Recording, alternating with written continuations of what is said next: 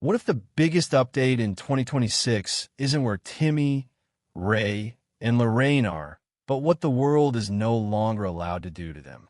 What if the real follow-up isn't new footage, not a surprise appearance, not another shaky clip filmed from a phone held too close, but the silence that followed and what that silence is now protecting?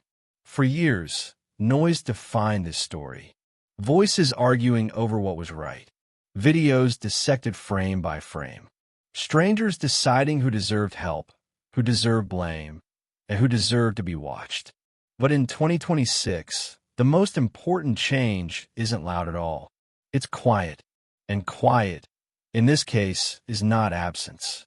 It is intention. Odd. West Virginia has always been a place where life unfolds without witnesses. Long roads, few neighbors, the kind of geography that lets people exist without explanation. For generations, that isolation wasn't a flaw. It was the structure that made survival possible. You learned to rely on routine, on familiarity, on knowing that tomorrow would look like yesterday. For the Whittaker family, that isolation shaped everything. How food was stretched, how heat was conserved, how illness was endured instead of treated, how help was interpreted as intrusion. Their world was small, but it was theirs. Then the internet arrived, and privacy didn't just crack, it shattered. The family didn't become known because they asked to be. They became known because they were discovered, not celebrated, not elevated, discovered, like an artifact, like a warning, like something to be stared at from a safe distance. People came for shock, stayed for pity, argued over morality, claimed concern, claimed outrage, claimed ownership, and with every claim, the line between care and consumption blurred. In 2026, researchers have a name for this phenomenon. They call it the digital gaze, a loop where visibility creates attention. Attention attracts outsiders, and outsiders bring pressure the vulnerable were never equipped to manage. In that loop, even help becomes distorted. Because help, real help, is not just money or supplies. It's stability, boundaries, protection, the kind that says no. No more filming. No more strangers. No more turning survival into spectacle. That's why this update begins where the loudest era ended, in the quiet. Because quiet can mean two very different things. It can mean abandonment, or it can mean safety. And in early 2026, the truth is uncomfortable but necessary to say plainly. The lives of Timmy, Ray, and Lorraine did not become perfect when the camera stopped. But for the first time, their days became measurable, predictable, structured, less chaotic. And for the first time, some parts of their lives became private. That boundary is the real update. For years, people believed awareness required access, that caring required seeing, that protection meant proximity. But 2026 draws a different line. It asks whether the world's right to look ever outweighed their right to live without being watched. And the answer, finally, is no. What changed wasn't one decision or one placement. It was a shift in authority. The authority to say that vulnerability does not equal permission, that suffering does not belong to the audience, that being known does not mean being owned.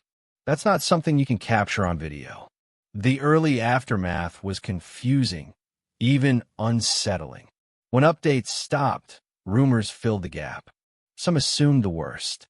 Others assumed nothing had changed at all. Silence was interpreted as secrecy, or cover-up, or failure. But the truth is more complex. Silence, in this case, is governed. It is legal. It is deliberate. And it exists because someone finally recognized that constant exposure was not neutral. It was harm. The 2026 update makes one thing clear from the start. The Whittaker story split in two. One path led away from the house into structured care, medical oversight, and legal protection.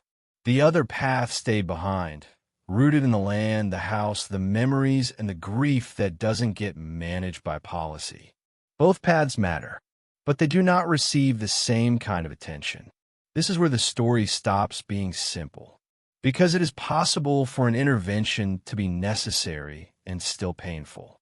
It is possible for protection to save some while isolating others. It is possible for progress to look like loss from the outside. And it is possible for the internet to misunderstand all of it. The first thing 2026 forces us to confront is this. The absence of new footage is not evidence of neglect. It is evidence of restriction, a restriction that was overdue. For years, people demanded proof of improvement, proof of safety, proof that things were better. But better does not perform. Better does not trend. Better does not invite strangers into bedrooms, bathrooms, or medical routines. Better looks boring. Better looks like schedules, paperwork, consent forms, quiet hallways, repetition, patience. Better looks like days that don't need explaining. That's why the follow-up begins here. Not with faces or clips, but with context. With the understanding that what changed most is not location, but access. Not visibility, but control. The question is no longer, where are they now? The question is, who is allowed to decide what we see? And in 2026, the answer is finally not the internet. The silence didn't arrive by accident. It arrived because the story reached a point where spectacle became incompatible with care, where curiosity became a liability, where the presence of cameras threatened the very stability people claim to want. This is the part many don't like to hear, because it asks something uncomfortable of the audience. It asks restraint. It asks acceptance that not every story belongs to us, that not every update is ours to receive, that sometimes the most ethical outcome is not knowing. But restraint doesn't mean disengagement. It means responsibility. And responsibility begins with separating what is verified from what was invented. That work starts now. For years, Ray was treated like a mystery instead of a man. Online, his sounds were mimicked, turned into jokes, repeated without context. People didn't ask what they meant because asking would have required seeing him as a human body responding to stress instead of a character reacting for entertainment. The noise became his identity, and that identity became a shortcut for judgment. But the 2026 update reframes Ray's story in a way that strips the spectacle away. What was once labeled as strange behavior is now understood as a distress response. Care providers documented that the bark-like vocalizations spiked during moments of instability, unpredictable environments, unfamiliar people, loud settings, and decreased when daily routines became consistent. Predictability mattered. Calm mattered. Structure mattered. That insight alone changes everything, because it means Ray wasn't performing. He was coping. For decades, Ray lived in conditions where medical stabilization wasn't possible. That isn't an insult to the family. It's a reality of poverty layered with isolation and compounded by cognitive disability. When filth becomes normalized, not out of neglectful intent, but because there is no intervention, the body adapts in dangerous ways. The 2026 Medical Review describes a level of deterioration that could not be reversed inside the home. Severe skin fungal infections caused by prolonged exposure to moisture and unsanitary conditions were documented and treated within the first months of consistent care. Mobility issues, once dismissed as just how he is, were evaluated clinically. Hygiene was no longer a suggestion. It was a daily supported process. This is not a miracle story. It is a delayed one. Ray did not suddenly become someone else. He became someone supported. Caregivers report that he remains nonverbal, but he is less agitated, more responsive, more settled. Sensory therapy reduced episodes of distress. His environment no longer changes without warning. His meals are regular. His medical needs are addressed instead of endured. And here is the hardest truth for many to accept. None of that could have happened while the house remained the center of his life. The 2026 research does not romanticize the conditions in odd. It documents them plainly. Insects on counters, rotting food, unsafe temperatures, structural decay. These were not moral failures. They were the result of years without resources, oversight, or external accountability. Healing inside that environment was not realistic. So the update for Ray is not that he changed. It's that the system around him did. For the first time, he is treated as a patient instead of a curiosity, as a body deserving dignity instead of an image meant to provoke reaction. That shift matters more than any clip ever did. But the story does not end with Ray alone. Lorraine's experience exposes a different truth about long-term survival in chaos. She lived nearly 8 decades inside the same orbit. Same land, same rhythms, same instability. If you remember her only as a quiet presence on a porch, you miss the cost of endurance. The 2026 report confirms that Lorraine entered care with untreated medical needs that have been compounding for years. A head wound previously described as severe has since healed completely. Regular nutrition replaced irregular meals. Environmental stressors, cold, noise, unpredictability were removed. Her life now is described with words that rarely appeared in earlier accounts. Quiet, routine, comfort. Those words sound small until you realize how long she lived without them. Lorraine's update is not dramatic. It is gentle, and that gentleness is precisely the point. She is no longer surviving. She is resting. And then there is Timmy. If Ray was misunderstood and Lorraine overlooked, Timmy was overexposed. For years, he was treated as if he belonged to the public, as if his presence justified proximity, as if being known meant being accessible. People argued over what was best for him while rarely asking what it meant to live under constant observation. The 2026 findings challenged nearly every assumption the internet made about him.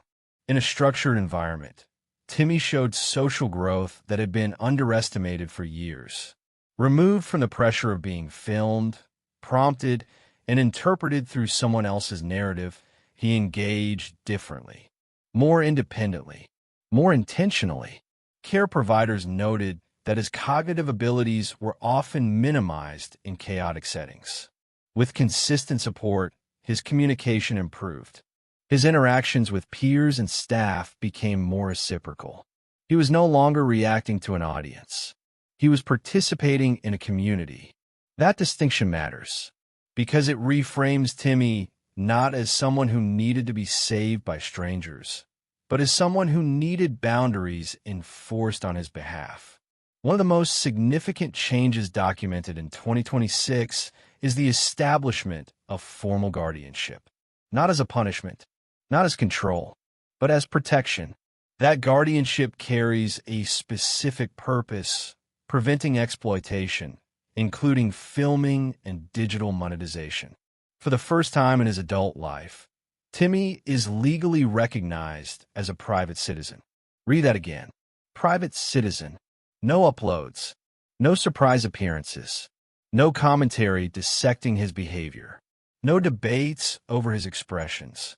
Just life. That is the update people didn't expect because it doesn't satisfy curiosity.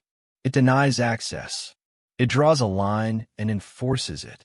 And for some viewers, that feels like loss. But ask yourself this: whose loss is it? The 2026 update lists progress in plain language, almost clinically. Hygiene improved through daily professional care.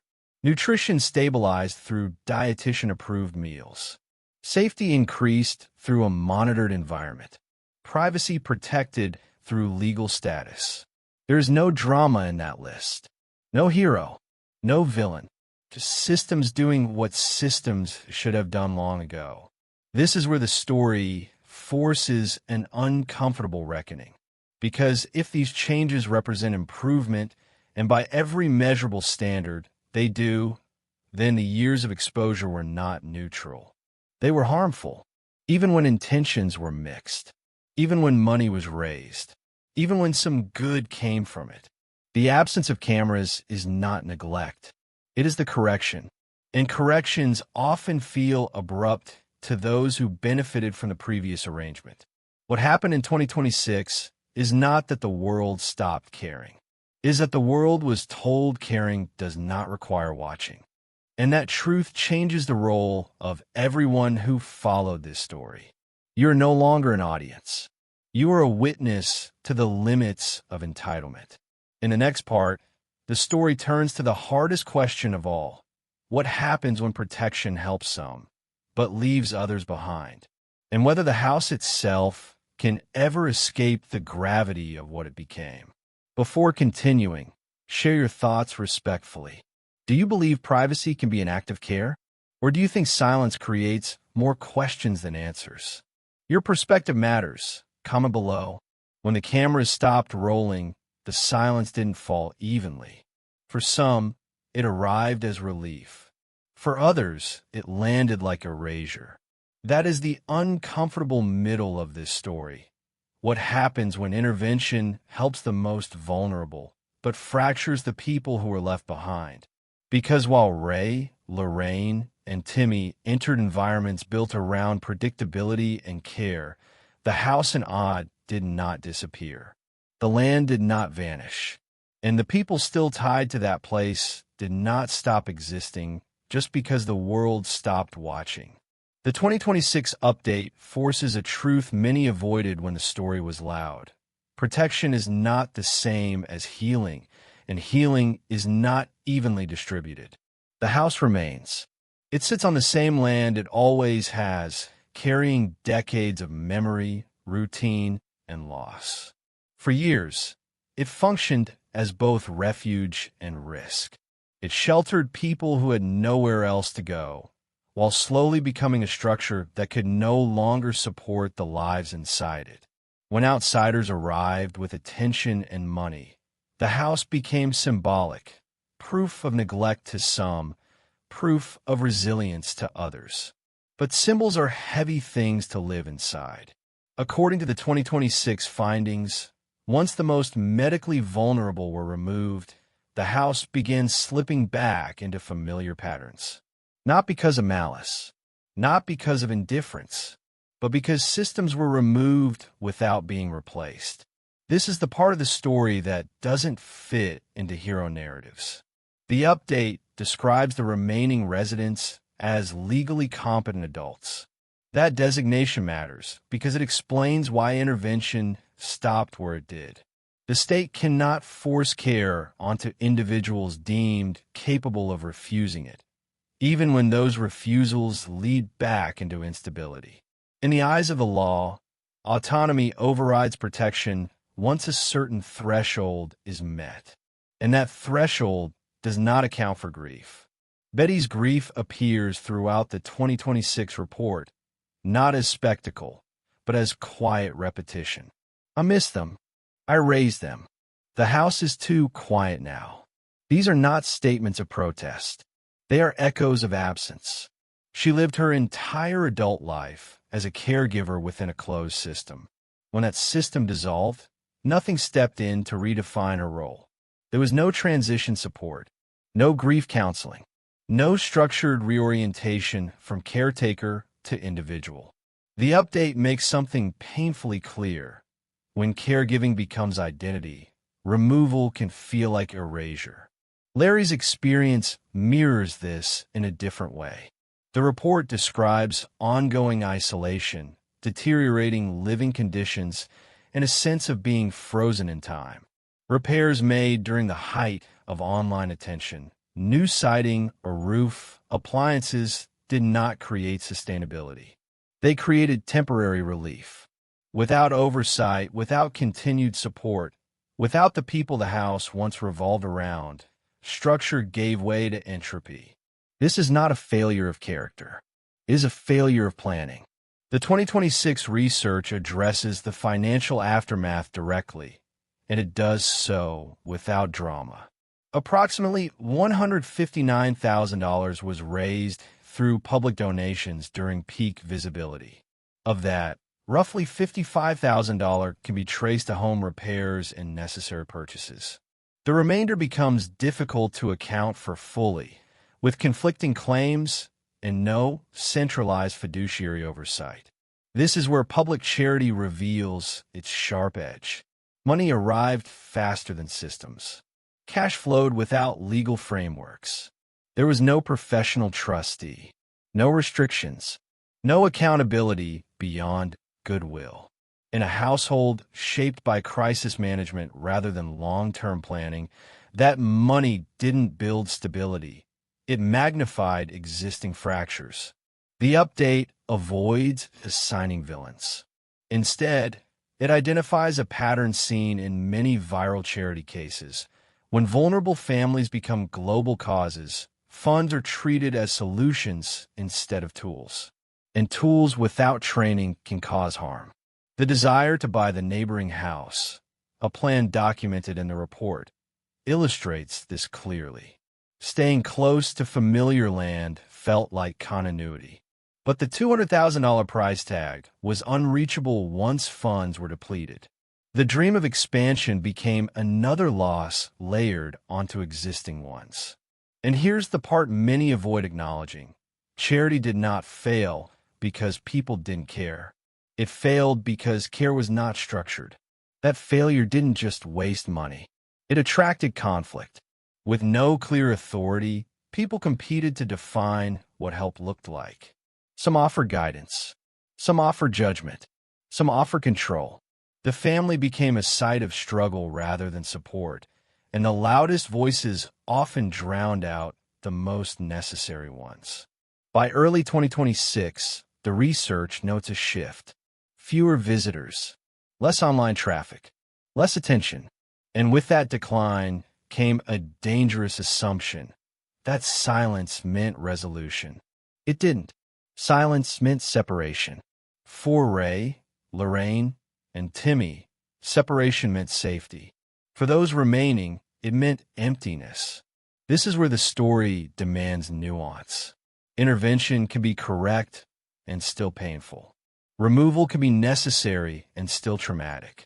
Protection can save lives while leaving emotional wreckage behind. The internet rarely holds space for that complexity. It prefers verdicts.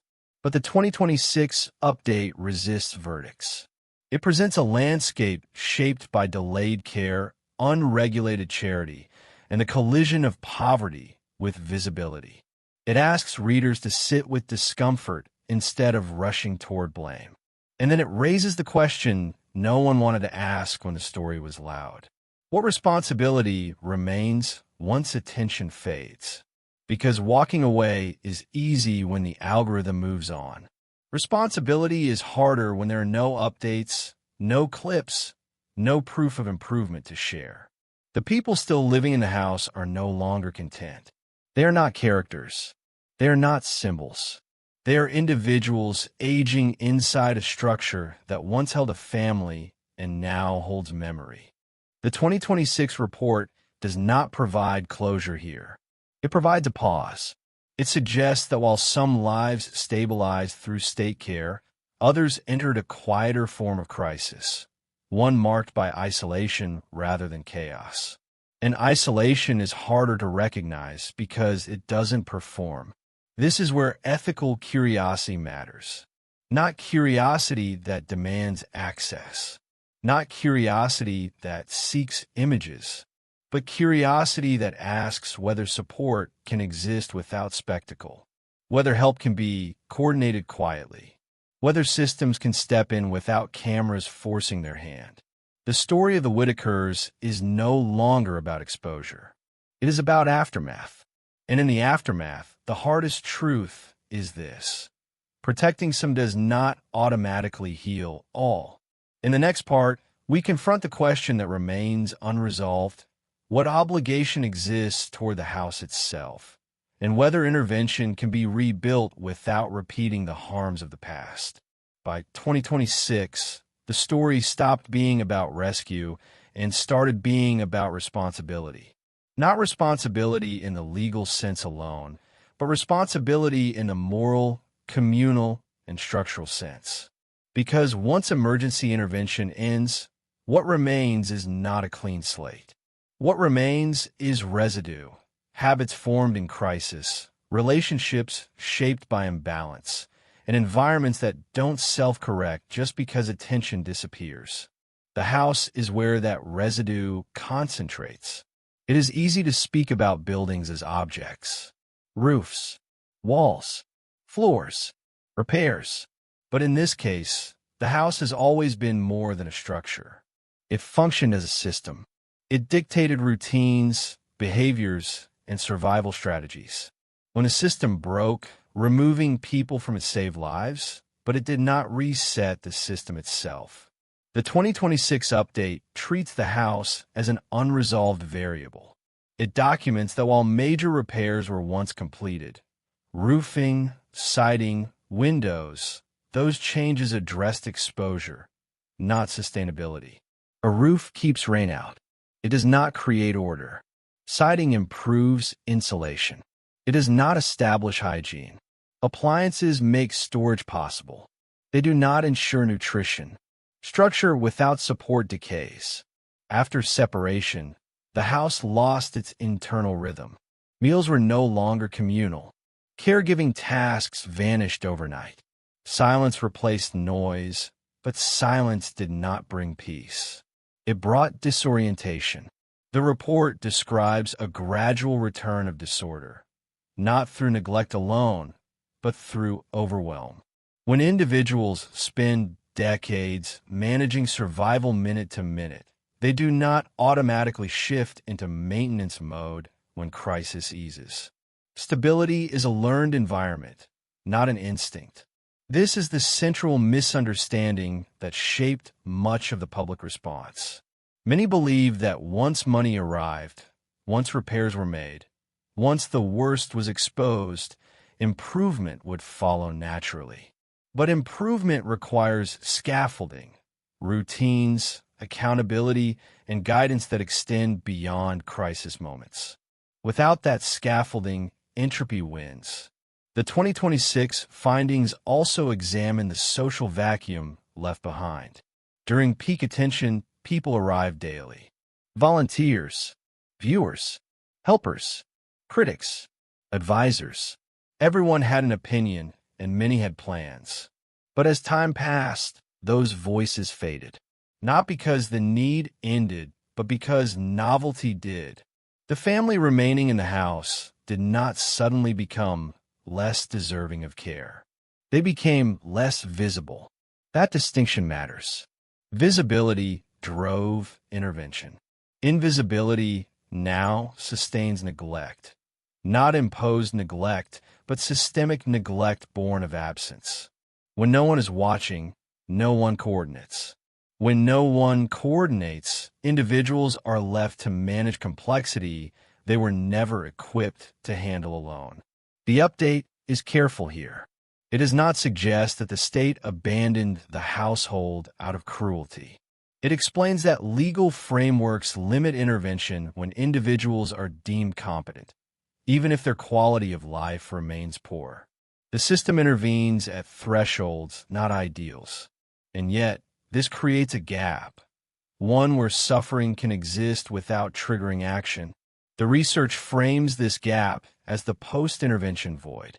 It appears after emergency removal, when immediate danger is resolved, but long-term rehabilitation is not implemented for those left behind.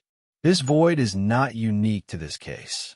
It appears in disaster zones after aid leaves, in hospitals after discharge, in families after custody changes. It is the space where outcomes diverge depending on whether secondary support exists. Here, secondary support did not materialize. No caseworker followed up consistently. No community-based organization assumed responsibility. No structured plan replaced the role the removed individuals once played within the household. So the house persisted, unchanged in its deeper function. And this raises an uncomfortable ethical question. Is intervention complete if it stabilizes some lives while leaving others to deteriorate quietly? The 2026 report does not answer this directly. Instead, it documents the psychological toll of this limbo. Grief without closure, caregiving without recipients, identity without purpose. Betty's words appear again in this section of the update, sparse and repetitive. They should be here. I don't know what I'm supposed to do now. I raised them. These are not arguments against intervention. They are expressions of displacement. When caregiving ends abruptly, especially without consent or preparation, it can feel like punishment even when it is necessary. That emotional contradiction is difficult for systems to address because it doesn't fit neatly into legal categories. Grief counseling was not provided. Transitional support was not structured. The report suggests this absence contributed to regression, not because individuals refused help, but because help was never offered in a form that matched their reality. This is where public discourse often collapses into blame. Some argue that the remaining adults should adapt. Others argue they should receive more assistance. Both sides miss the deeper issue. Adaptation requires tools, and tools must be taught, not assumed. The 2026 update emphasizes that stability is not a reward for good behavior. It is a condition that must be built deliberately. This brings us back to the money. The absence of financial oversight did more than create suspicion. It prevented long-term planning. Funds were used reactively instead of strategically. Immediate needs were met, but future sustainability was never secured. There was no trust established to manage assets. No budget designed for years, not months. No professional involved to redirect spending towards services rather than objects. The result was predictable. Short-term improvement followed by long-term stagnation. This is not a moral failure. It is a structural one. The update makes a crucial point here. Charity without governance often recreates the very instability it seeks to fix. It places enormous responsibility on individuals who are already overwhelmed, then judges them for failing to meet expectations they were never prepared to handle. And when judgment replaces support, withdrawal follows. By early 2026, the house had become something the internet no longer wanted to see. Not because it was resolved, but because it was unresolved in ways that weren't dramatic enough to command attention. No new footage. No new revelations. Just slow decline. This is where the story pivots. Because the absence of spectacle creates an opportunity, if it is recognized. An opportunity to rebuild support without cameras. To create intervention that does not depend on virality. To replace reactive charity with deliberate care. But that opportunity requires something rare in online culture: restraint. The update calls for a shift from observation to accountability. From asking what happened to asking what can responsibly happen next. It explicitly discourages trespassing, filming, or invasive inquiries. Instead, it invites verifiable, ethical information, public records, observable conditions from lawful distances, documented support efforts. Not to expose, to understand. Because the goal is no longer awareness. The goal is prevention, preventing further decline, preventing isolation, preventing another crisis that forces emergency intervention. The story is no longer unfolding in public. That does not mean it is over. It means it has entered a phase that requires quieter forms of care. And that is harder. Harder to fund, harder to coordinate, harder to validate. But it is the only phase that leads anywhere worth going. If the loudest chapters taught anything, it is that attention alone is not protection. Before moving forward, share your thoughts below. especially if you believe care can exist without spectacle, and if accountability matters even when no one is watching. The hardest truth about this story is not what happened when the world was watching, but what happens now that it isn't. By 2026, the question is no longer where anyone is or who made which mistake first. The real question is whether responsibility survives after attention fades. Because attention is loud, temporary, and emotional. Responsibility is quiet, permanent, and uncomfortable. What changed most is not a location. It is a boundary. For the first time, some people in this story are protected from being consumed by curiosity. Their lives are no longer open for commentary, analysis, or performance. That silence frustrates people who believe awareness equals access. But silence can also mean dignity. It can mean that decisions are being made without an audience demanding outcomes on its own timeline. That is progress, even when it feels unsatisfying. At the same time, silence does not automatically equal care. Privacy can coexist with neglect if no one is assigned a watch over the watchers. This is where ethical responsibility shifts away from individuals and toward systems. A system intervened. A system stabilized some lives. A system then stepped back. What remains is a gap, not of outrage, but of follow-through. The house still stands. The grief still exists. The people left behind still wake up every day inside a story that moved forward without them. And that reality doesn't fit neatly into heroes and villains. No one wins cleanly here. The lesson of 2026 is not that intervention failed. It's that intervention without continuity creates uneven outcomes. Saving the most vulnerable was necessary. But leaving the remaining adults without structured support ensured the cycle didn't truly end. It just shifted shape. This is where the internet must grow up. Not by inserting itself again. Not by demanding access. Not by turning quiet into suspicion. But by recognizing that ethical involvement sometimes means stepping back while still advocating for systems that work. That means asking better questions. Are there community services available that don't require public spectacle? Are there nonprofit or state-supported programs designed for adults aging in place with limited capacity? Are there safeguards to ensure the house doesn't quietly become dangerous again? These are not viral questions. They don't trend, but they matter. The future of this story will not be decided by comments, videos, or theories. It will be decided by whether accountability exists when no one is clapping, whether care is offered without the promise of recognition, whether dignity is respected even when curiosity is denied. If anything defines the real update of 2026, it is this shift.